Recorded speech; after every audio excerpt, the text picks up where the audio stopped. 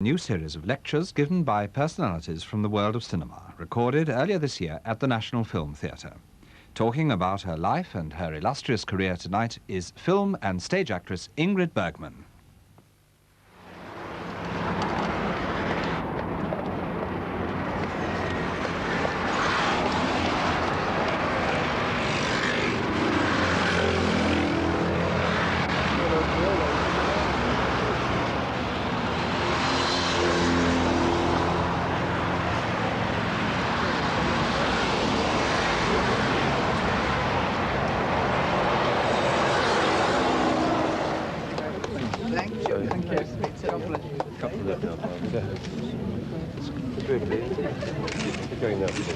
We're going in here. Ladies and gentlemen, would you welcome Miss Ingrid Bergman?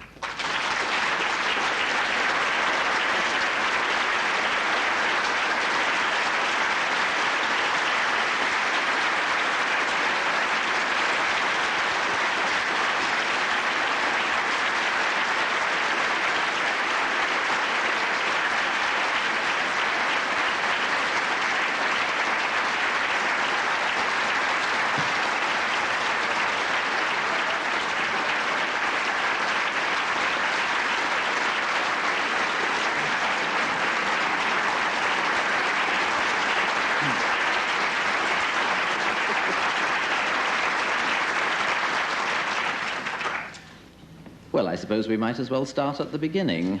I was surprised, though I shouldn't have been, reading your book, to realize that you made as many as 8 or 9 films in Sweden before you actually made one film in America. You also made one film in Germany. Would you tell us something about how that came about?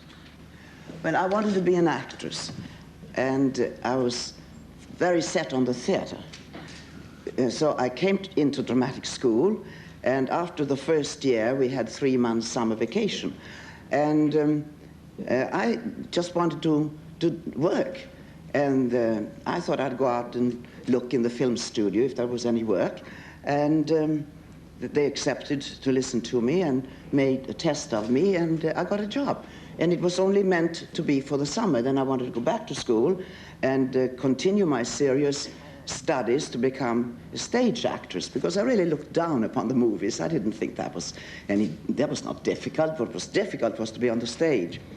Then, of course, when I started to make a movie, I realized how interesting it was, how wonderful it was. These close-ups and all the nuances in your face and your eyes, how much more you could see than you could see on the stage.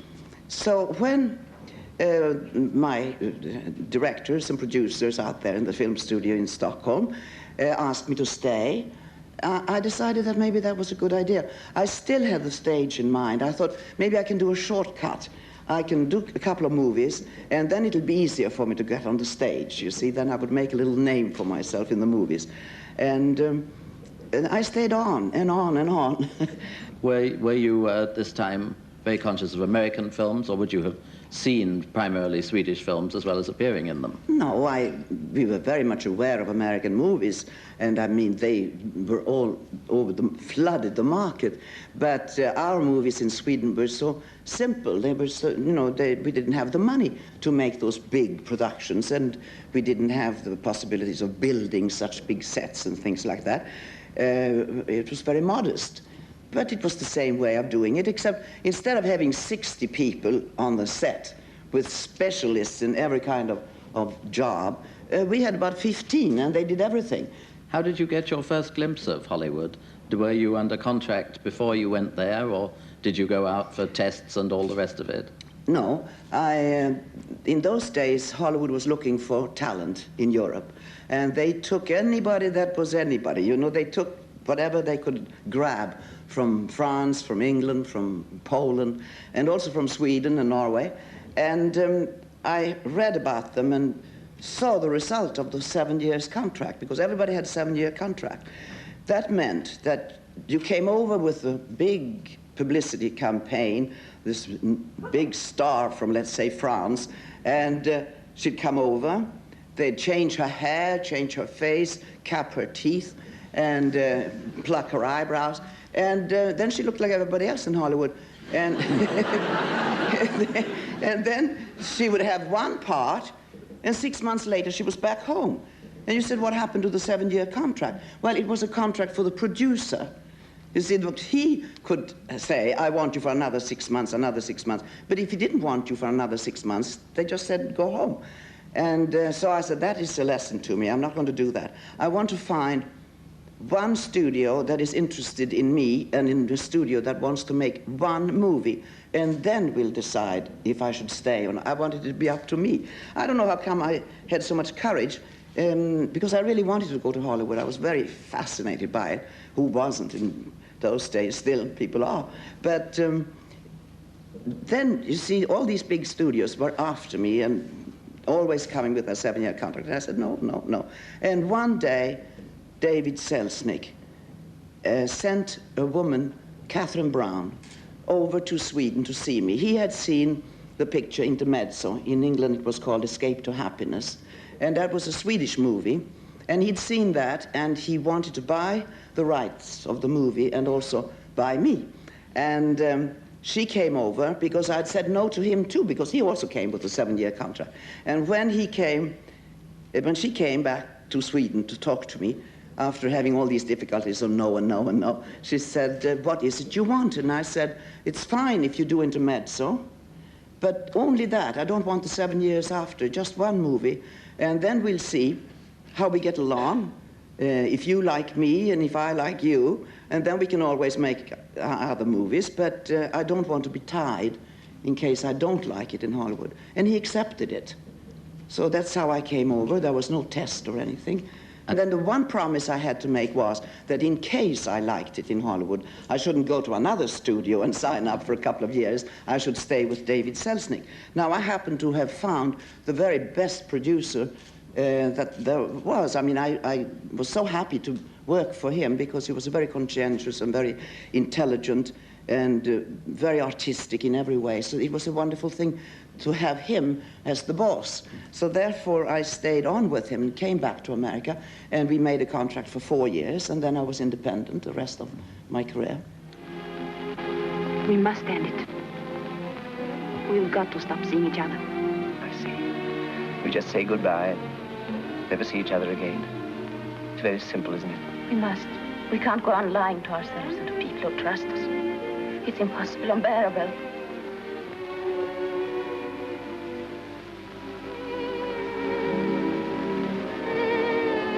You're right. Now, one thing that's always intrigued me is that I think the question of language is very important. The reason that many of these French and Italian stars that you were mentioning didn't really work out in Hollywood was because however good technically their command of English was, they were never at home in it. How did you learn English? Did you find it a great problem acting in English to begin with? Yes, of course I did. I spoke very, very poor English. And then I studied after K. Brown had been there and we had decided on this contract. I started to really work on it. And I got a British teacher. How many languages have you actually acted in? I know English, Swedish, French, I suppose German. Did you ever act in Italian? Oh, sure, yes. I mean, I know you made a number of Italian films, but yes. It doesn't necessarily follow, as we know, just because you make films in Italy that you speak in Italian. I worked in 5 languages, and I think that I am a rare bird because I know many that act in 3 languages, but somehow when you're born in a country like Sweden, which is far away, and you know that Swedish is, if you live there, you just have to learn some other languages if you want to get around in Europe. Now, to come back to your early days in Hollywood, you started making a couple of films with Gregory Ratoff, a director who certainly had all the mannerisms of genius, if perhaps not, unfortunately, the genius of genius.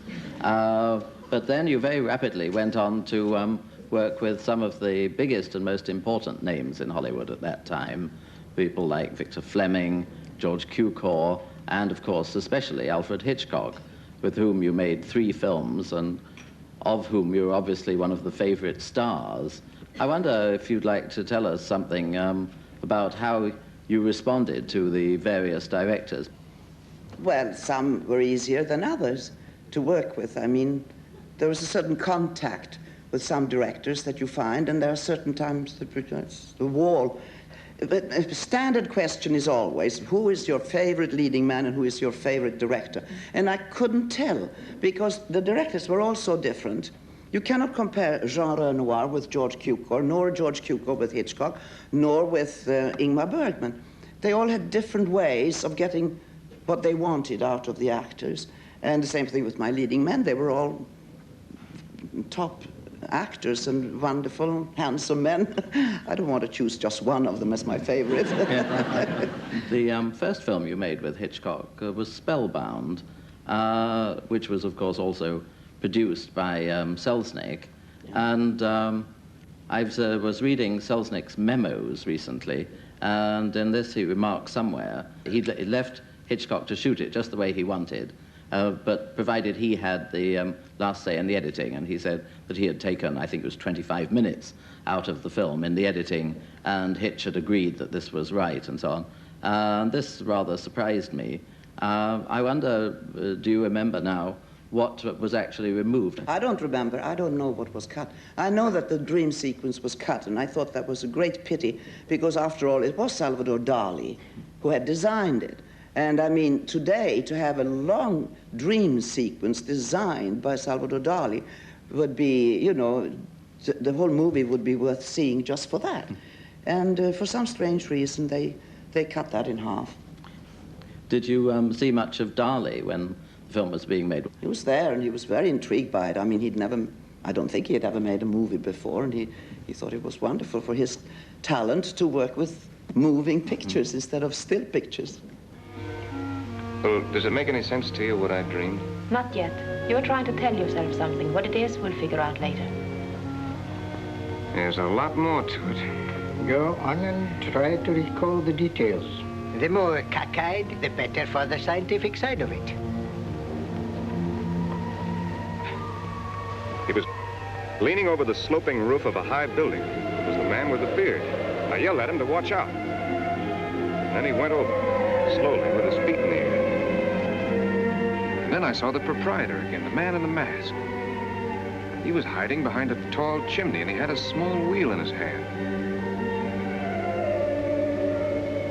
I saw him drop the wheel on the roof.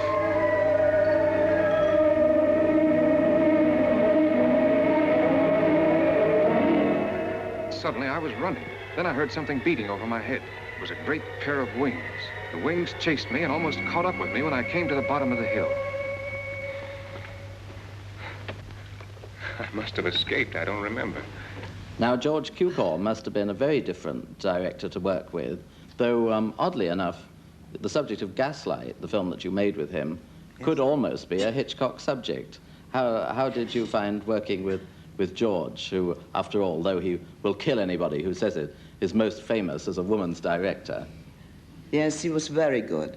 He was excellent. He gave you wonderful little details, and he knew how women reacted. I mean, he had a very, he was very, he had many women friends, and he observed them, and he knew, and he talked so much to women. He got everything out of them, and then he would give you ideas from what he had found in other women, I think, and he was absolutely wonderful to work for. During that time, towards the end of the war, you made one of the films which obviously is one of your best known, though I gather that you're not anymore that fond of it, perhaps because it's been too much talked about. I'm referring, of course, to Casablanca. Now, that is a film which has become, obviously, a myth. I'm not sure whether it's become a classic of cinema exactly, but it's certainly become a myth. Were any of you conscious while you were making it that it was going to achieve anything like that special flavor and status, or did it just seem like another Warner Brothers movie, and did it all take you by surprise? It seemed like a very bad Warner Brothers movie. We had a very poor script, and they had all these fine actors there. You know, every little part is played by a very good actor like Peter Lorre and Sidney Greenstreet. They were all very fine, and Claude Rains and Humphrey Bogart, naturally. So they were all very upset, because here they were And they never knew what they were going to do the following day. We never knew how to end the movie, which was a big worry to me because I didn't know which man I was really in love with. I asked them, do I love my husband or do I love Humphrey Bogart? Because Paul Henry played my husband. And they said, we don't know. We haven't made up our minds yet. Play it in between. So, very often when I see that movie, I can see my face and it has no expression whatsoever. Because I didn't dare. I didn't know what to do. Can I tell you a story, Rick? Has it got a wow finish? I don't know the finish yet. Well, go on, tell us. Maybe one will come to you as you go along. It's about a girl who had just come to Paris from her home in Oslo. At the house of some friends, she met a man about whom she had heard her whole life. A very great and courageous man. He opened up for her a whole beautiful world full of knowledge and thoughts and ideals. Everything she knew or ever became was because of him. And she looked up to him and worshipped him with a feeling she supposed was love. Yes, it's very pretty. I heard a story once. As a matter of fact, I've heard a lot of stories in my time. They went along with the sound of a tinny piano playing in the parlor downstairs. Mister, I met a man once when I was a kid. It always begin. Well, I guess neither one of our stories is very funny. Tell me, who was it you left me for? Was it Laszlo, or were there others in between? Or aren't you the kind that tells? After the war, of course, you began the Italian phase of your life, which must have been rather unexpected to you, since obviously, to begin with, you went just with the idea of making one film, Stromboli. What was it about filmmaking in Europe at this point which attracted your interest and attention?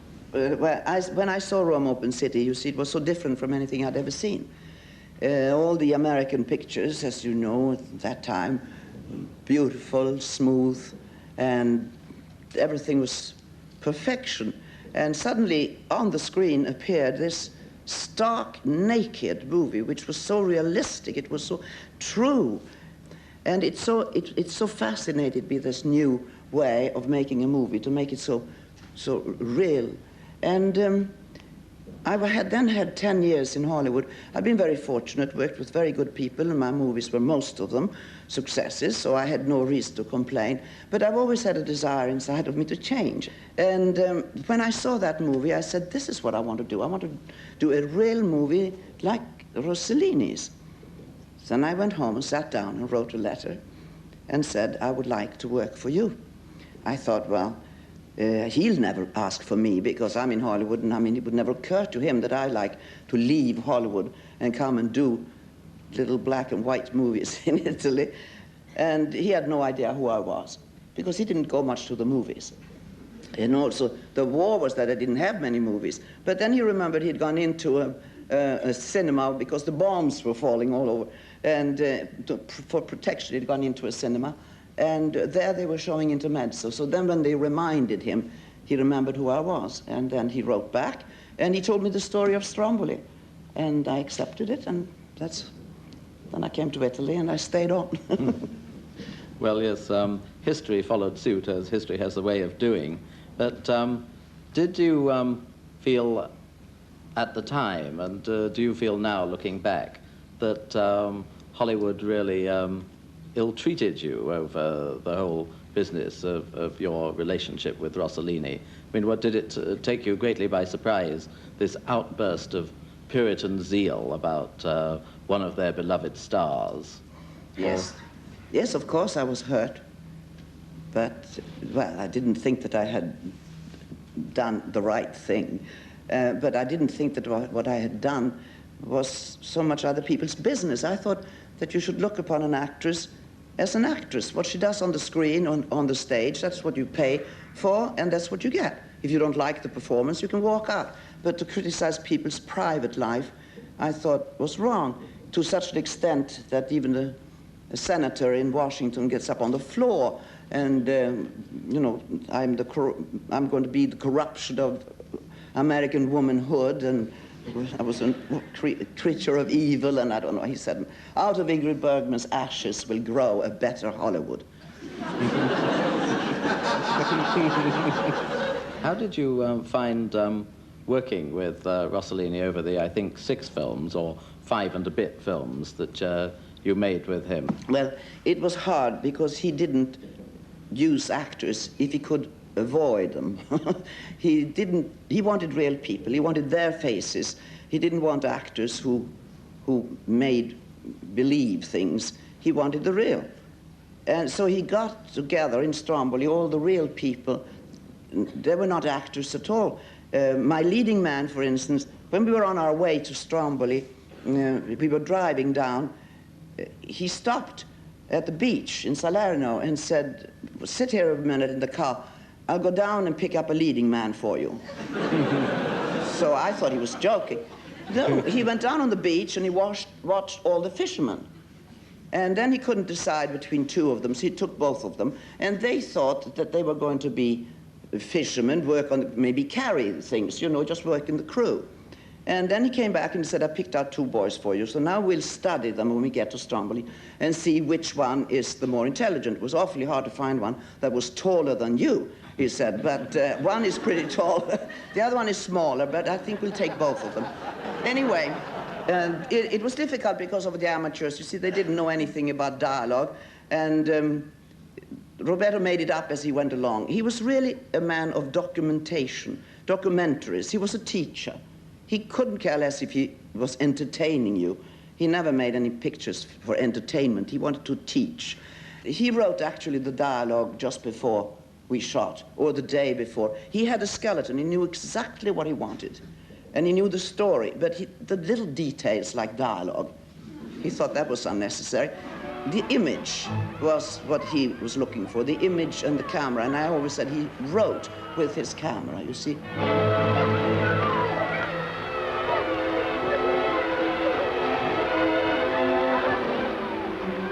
How are you? You feel better now? Sì. Hey! Ora vem. What was it? Olha.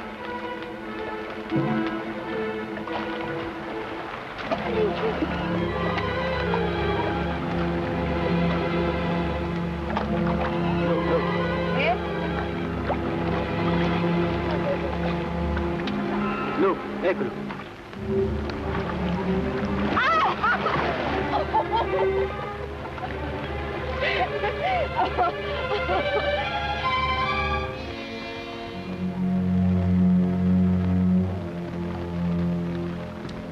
Our picture in those days, the pictures that we did together, were not successful, not one of them. And today, I'm sure even if you show them here today, the new generation and the people that have grown up with the new advanced cinema find them all masterpieces. Jean Renoir was another of the great figures of the cinema that you've worked with. How did you come in contact with him, and how did you enjoy working with him? Well, I knew him in Hollywood. He was there when I arrived. And Jean and I became very great friends, and I always wanted to make a movie for him. And he said, no, you're too big of a star, he said. I can only work with smaller people. I can't work with the big superstars. So he said, but one day you'll come down, he said, and I'll be there with the net. After the movies, with Roberto, all those movies that in those days were not successful and didn't work out, the relationship was naturally strained through that, and other people came in and wanted to work with me, and Roberto wouldn't let them work. He wouldn't let me work for anybody else, but then Jean Renoir, whom he had great respect for, came, my net, and he said, could I make a picture with Ingrid? And he told the story about Helena and Les Hommes, and that's how I made my first French movie. And from there on, I moved into American movies, back to Anastasia. Well, of course, the years when you were back in the American cinema produced some of your biggest successes, films like Anastasia, Inn of the Sixth Happiness, and, of course, eventually the film for which you got your latest Oscar, the murder on the Orient Express. But what I would like to ask you about more is the most extraordinary, I think, of your later films, Autumn Sonata. Now, how did you come in contact with Bergman again, and how did the whole idea of going back and working in Swedish strike you? Was it a difficulty to act in Swedish again by that time? No, it was a great relief, I must say. I couldn't believe that it was so easy to learn the dialogue. That was easy, and how I got to know Ingrid Bergman was that Lars Schmidt, my third husband, they were great friends since they started in the theater together. They had lunch one day in Stockholm, and I came into the hotel, and I was introduced to him, and there was an immediate sympathy between us, so we started to call each other brother and sister, because very many people think that Ingmar Bergman and Ingrid Bergman are related, but we are not. So therefore, here we were, brother and sister, and we said we must make a movie together. Well, he planned things, and he was writing, and he was going to find an original story, and then he became the director of the National Theatre in Stockholm. And I wrote him a letter congratulating him and said, it's very nice that you are now the director of the theater, but that, of course, makes us lose this movie that we were planning. So he wrote back and he said, it's written in fire over my forehead. The picture with Ingrid shall be done. Well, years go by, and then the telephone rang, and he was there, and he said, now I have the story, and it is Autumn Sonata. So it took a long time, but if you're patient, as I said, things come around. Ibland när jag ligger vaken om nätterna så undrar jag om jag överhuvudtaget har levat. Och då undrar jag också om det är på samma sätt för alla människor. Eller om somliga människor har mer begåvning för att leva än andra. Eller om somliga människor aldrig lever. Bara existerar. Och då grips jag av ångest. Jag ser en otäck bild av mig själv. Jag har aldrig blivit vuxen. Mitt ansikte och min kropp har åldrats. Jag skaffar mig minnen och erfarenheter. Innanför allt det där. Jag är inte ens född. Now, I think it's about time we turn this over to the audience, and so could I have some questions, please? Gentleman in the middle there. Mr. Bergman, can I ask you how you found working with Claude Rains? Claude Rains, oh, he was a wonderful actor. He was absolutely wonderful. He was shorter than I was, so that's what started the story about the men on boxes. Because he had to be on a box because I was towering over him so much. And of course, nowadays we don't care if a woman is taller than the man, but in those days it was necessary. The actress had to be smaller than the actor. And so I used to look at my leading men and say, I think I'm taller than you, we better get a little box for you. Then when I came to Anastasia, I looked at Yul Brynner and I said, I'm afraid you're shorter than I am. We better get a little box for you. And he said, you think I'm going to play this whole part on a box? He said, no, he said, I'm not. I'm going to show the world what a great horse you are. Well, that made me laugh very much, and that started a nice friendship. And I overcame that complex that I had about being so tall. Yes. Here. Good afternoon. Did you know how to play the piano before playing in Autumn Sonata? No, and it's very funny. I played as a child. My father forced me to play the piano, you see, as a child. So I knew a little bit. I could read music and I can play, but I can play just about as well as a 12-year-old can play, because my father died then and nobody forced me to continue, so I stopped playing the piano. So I can fake it. I know where my hands should go, but it's all faked, and it's pretty well done, isn't it? Over there. have you ever wished to work with Greta Garbo, who is another Swedish famous film star? And could you tell me who is supposed to be the original murderer in the Orient Express? Oh, I don't know that. You have to ask Agatha Christie about that. I don't know who is the original murderer in that. I don't think it matters. Now, about Greta Garbo, you mean I should have worked, the two of us together? Well, nobody ever thought of a story like that. And strangely enough, when I came to Hollywood, I had done intermezzo, and I was doing my second movie or third when she stopped working. She was only 35, and she just left her career, and no one knows why. She just didn't want to continue. For some strange reason, she decided she'd had enough. And so anyway, there was no one ever who thought of that. Miss Bergman, you mentioned that you spent 3 years, I think, writing your autobiography with Alan Burgess. I wondered, was writing it a pleasant experience, an enjoyable experience, or was it merely a matter of sort of setting the record right and sort of writing it for future generations? Well, it started out by Alan Burgess is sitting right there. And it started out by us meeting in the Inn of the Six Happiness, because Alan wrote the book and the script for that. And Alan said then, can I make a book about you? I want to write about an actress. And I said, absolutely not. And the years went by, and I always said no. And many other people have asked me, you know, and they said, you don't have to write it, we can have ghost writers and so on. And I didn't want to do it. And then came this flood of books that we have today. Everybody's writing about themselves. And you feel it's embarrassing. I mean, you say, who do they think they are? Why should we be interested? and my son suddenly said to me, but you understand, Mother, that when you're dead, everybody's going to throw themselves over your life and write about your life. And they'll take it from gossip columns, from rumors. And he said, we, your children, we can never defend you because we don't know the truth. And I thought, that's true. They will get it all from gossip. And that's when Alan called me, and I said, are you calling about the book again? And he said, oh, no. I've tried for 20 years, he said. I've given that up. And I said, now you can write it. It's an intimate book in a sense that I put dialogue in people's mouths. But I remember very well way back. I don't remember so well yesterday, but I remember, and it's so vivid, my years in Hollywood and also my years in Italy. It was a hard experience sometimes, wasn't it, Alan?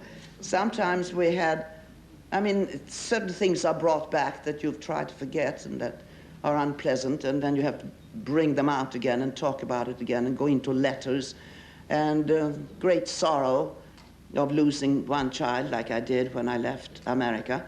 I understood that some letters she'd never received. So therefore I made copies and put them all away, thinking that maybe one day when she's grown up, she might like to read them. And I didn't want her to think that I had just forgotten her. And that's how all these letters are brought back into the book. And naturally that is, that hurts. But it was, we had fun too. There are many funny stories from my years of working. Here.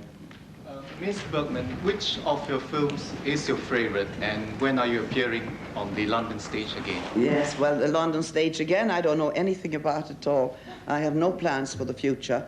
And my favorite, you see, it's very difficult. I always have a standard answer, and that's Joan of Arc, because I so much wanted to play Joan of Arc.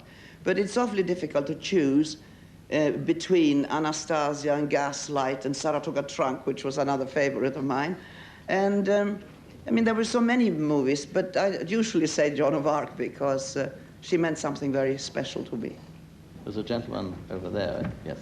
Miss Bergman, I'd like to ask whether you have any aims or ambitions that you've not yet been able to realize during your career. No, I don't think so. I have been very lucky. I've been extremely lucky, and I'm very grateful for that because I wanted to be an actress, and I had the chance to do it without any difficulties. I mean, you very often hear about the starving actors and going from office to office trying to get a job and start in small parts. Or, you know, I started in a part that was a good part, and from then on, I always had good parts. I never had to starve. And I did television, movies, and plays. And I have had no other ambitions than that. So I'm very happy. Lady here. And how well did you know Humphrey Bogart, and what was he really like? Humphrey Bogart. I knew that question was going to come. I've answered it 1,000,000 times. Standard answer. I kissed him, but I didn't know him. No, I never knew him. He was a very private person, and he was just as upset as everybody else was during the picture, you see, because we had no script. And he stuck to his little room. If we were outdoors, he was in a trailer, and indoors, he sat in his dressing room, and he didn't come out. And when he did come out, he argued with the director, and he argued with the producer and the writers. And he was very polite to me. I don't mean for a moment to say that he wasn't a nice person, but he was just as worried as I was. Which one of the two men do I love? He had the same feeling, you know, but where am I going? And so he didn't say much. I mean, I never knew him privately, and outside work, I hardly ever met him again. Lady over there. Miss Bergman, was there any particular female leading role that you would have liked to have played that was played by another actress? Yes, there was, unfortunately, Garbo. She played Anna Karenina in both the silent version that I'd seen and the talk version, and she was so wonderful that when David Selznick said, I have a great idea, let's do a remake of Anna Karenina, I said, I can't do it. I just can't, because she has done it, and so when I just see her, I can't do it. So I didn't do it, and then, of course, I regretted that all my life, because I would have loved to have played Anna Karenina. Miss Bergman, how much is your own life projected in the film, in your role in Autumn Sonata? Well, a lot is my own life. I mean, it is my life. To leave my home, my children, and go on tours, or I play here in London for 6, 7, 8 months, and I stay away. They come to visit me, surely. We don't stay away from each other as much as this mother in Autumn Sonata stayed away from her children 7 years. Well, I argued a lot with Ingrid Bergman about that, because I said that is inhuman. You can't do that. But he said, we are not doing your story. We're doing... This is the story of Charlotte. She didn't want to see her children for 7 years.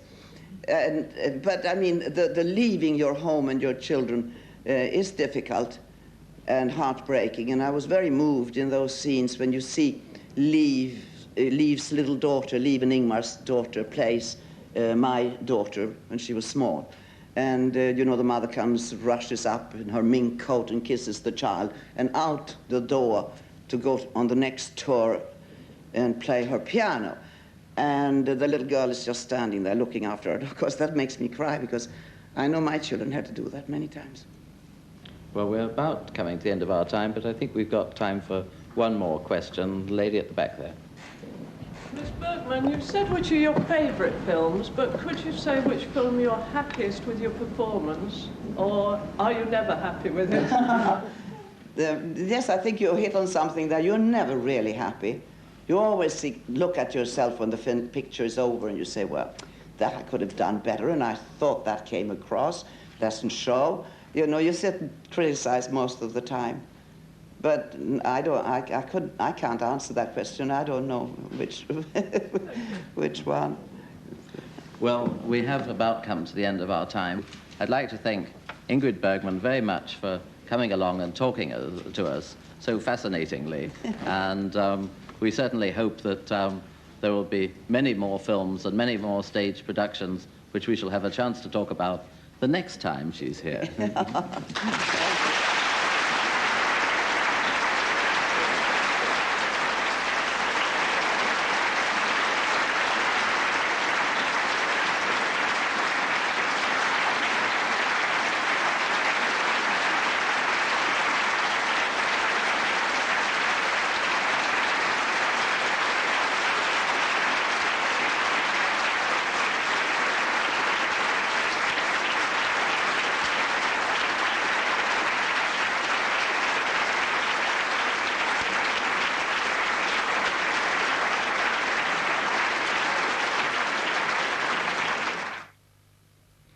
And I'm sure you'll be delighted to know that we're playing it again tomorrow night.